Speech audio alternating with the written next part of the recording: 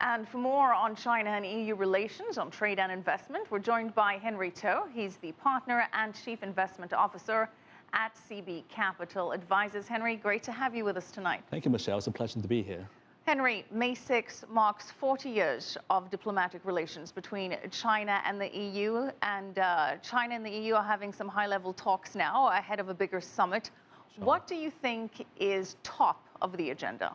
I think it's definitely trade and also development now in both developing Asia and Europe. Now, as you had mentioned, the EU is now China's biggest trading partner. And it's interesting because now within the EU itself, Germany runs the biggest trade surplus in all of the world, bigger than even China.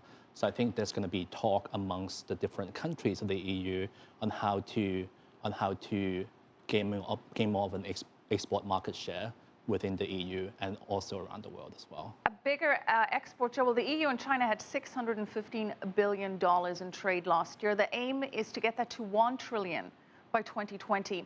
What role do you see the Silk Road and One Belt, One Road playing in that vision?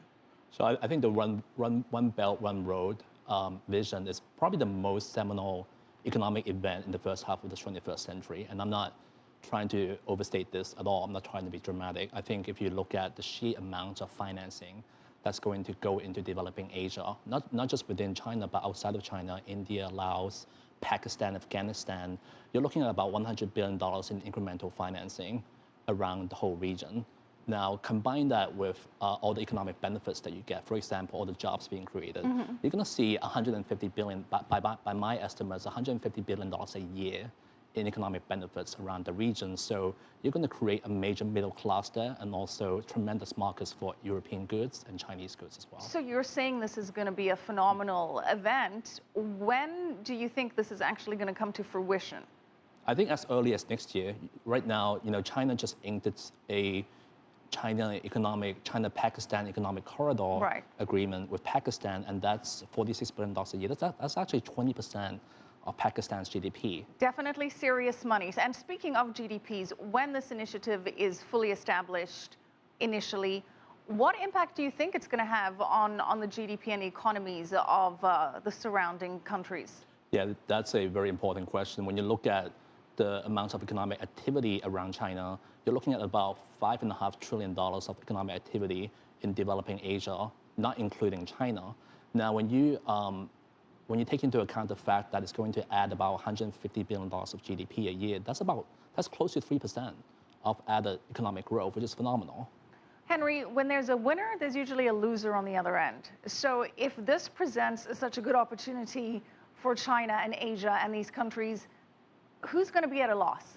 You know what, Michelle, I think this is a win-win scenario. When you look at the thing that I cite the most, the equivalent is really the Marshall Plan in the aftermath of World War II, when it was in the U.S. interest to redevelop Western Europe. Now, there's a lot of that economic need for infrastructure in developing Asia, and I think whoever invests in it will be able to benefit, but also the people that are inhabiting the region. But Henry, we can't really compare it to the Marshall Plan because the idea there was the U.S. trying to dissuade European countries from falling into communism and siding with the Soviet Union, whereas there is no political agenda as such of influence behind the One Belt, One Road and Silk Road. It's more about economic development. And a big role in this economic development is going to be the AIIB, right? Correct. Now, with regards to the motivation for why China is doing this, there's a desperate need for infrastructure, like just basic needs, right? Like sanitation and electricity. And when you have such a big population, about 4 billion population, not having those needs met, then there's going to be a lot of, chaos down the road. There may be some, more terrorist activity in Pakistan, Afghanistan. So I think it is a win-win from that standpoint. Let's talk a little bit about the Asia Infrastructure Bank. European countries seem to be born a part of this. They're part of the founding members against the U.S.'s wishes.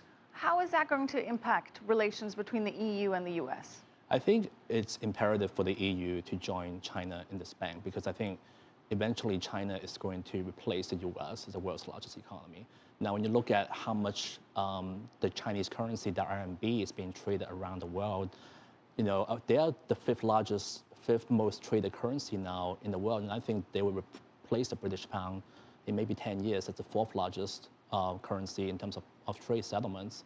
So I think it's imperative for the EU to join the AAIB, and I don't necessarily feel the US would feel any animosity because they really need, China really needs EU expertise in terms of the history of the World Bank and the Asian Development Bank and the role that they've played historically. I think China can use a lot of help.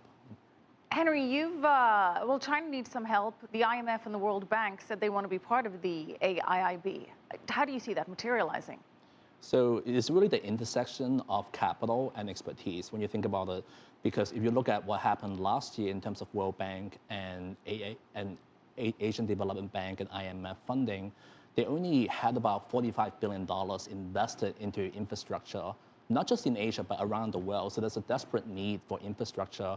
The ADB itself calculated about $8.3 trillion worth of infrastructure. Now, you said that the Silk Road One Belt is going to provide some very concrete opportunities. Can you let me know very quickly, specifically, what those would be? So I think directly is the infrastructure needs, and then afterwards the consumer spending that's going to come from that market. So so we've been looking at three different individual investments. One of them is a stock called China Sinopec Engineering, which is stock traded on the Hong Kong Exchange.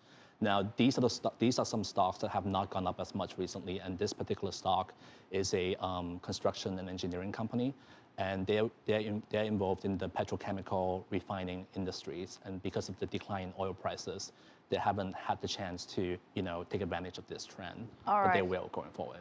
Okay, well, thank you for joining us. Good to have you on the show. Henry To, partner and chief investment officer at CB Capital Advisors.